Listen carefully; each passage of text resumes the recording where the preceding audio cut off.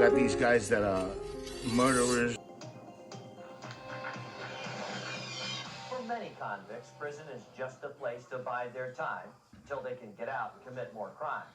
But for others, it's a chance to think about their past and try to forge a better future. One former fugitive has found a great way to help himself by helping others. This truckload of bicycles is headed for a local charity called Operation Santa Claus.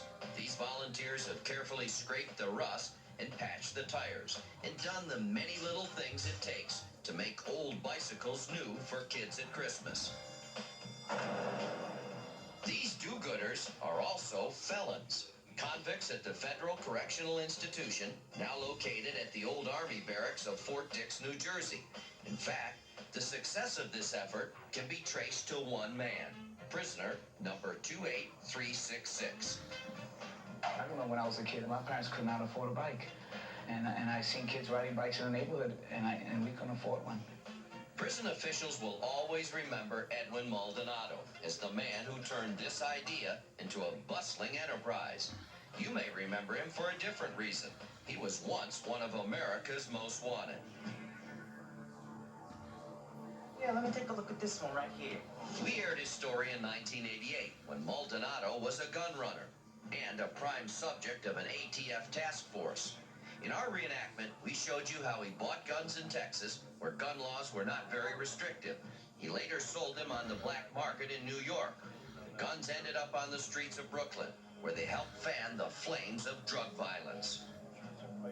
But when we aired his mugshots, Maldonado says he really felt the heat.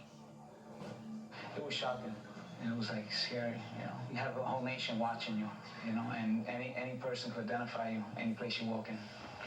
And it wasn't fun. A year later, Maldonado was behind bars, captured in an unrelated bust. He was convicted of conspiracy, and they threw the book at him. 18 years in prison, no parole. Before the downfall of me coming in here, I always worked in bike shops, and that's all I know is bicycle mechanics. I said, what am I going to do bicycle mechanics in jail? I said, there's nothing that I can, and then one day the doors were open, and I got the opportunity. It was just a notice. Lord, I give you my heart, I give you my soul. Who was once one of America's most wanted criminals is now working with Garland Police to keep kids off the streets. For the past 3 weeks, students at one middle school have been taking part in an after-school bike repair program. It is called Bicycles Most Wanted. CBS 11's Elaine Gonzalez has more on how the once troubled children are making a community proud. What I'm most proud of is we've got some young men that are dedicated to wanting to give to the community. Is the chain already fixed?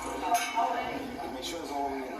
A few weeks ago, police would have said something completely different about these kids. We had graffiti, we had fights. We were spending man hours every day.